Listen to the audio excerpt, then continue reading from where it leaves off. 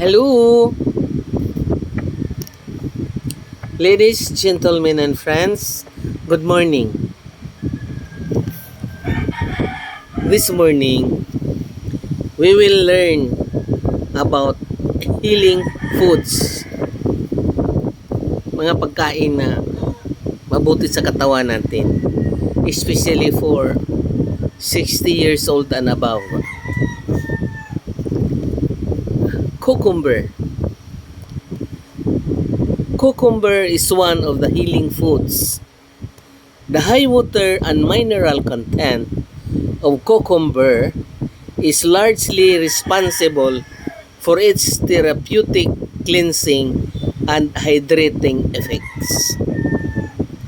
It has vitamin B5, B3, vitamin C, vitamin K,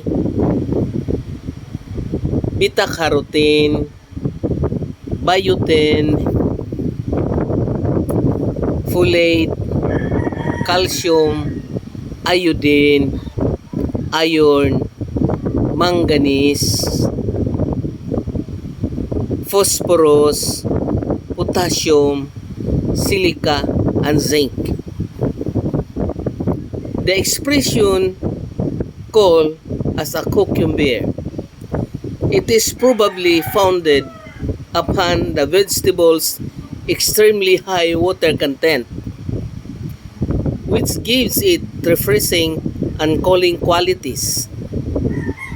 Cucumber is a good source of the mineral silica, a component of connective tissue found in the skin. This, coupled with cucumber's large percentage of water, helps to keep our skin cell which nourished and hydrated cucumber hydrated. Cucumber can also be used topically to relieve various skin affections including puffy eyes and sunburn. The vitamin C and scafic acid in cucumber, which relieves inflammation and water retention, may explain why it is so effective for the skin. The high water and mineral content of cucumber is largely responsible for its therapeutic cleansing and hydrating effect. That's the healing effect of cucumber.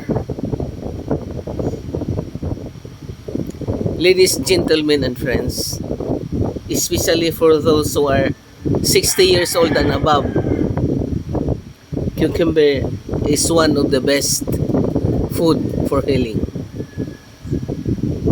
Thank you. I hope we get knowledge, information from this book. Healing Foods. Thank you. Hope you enjoy.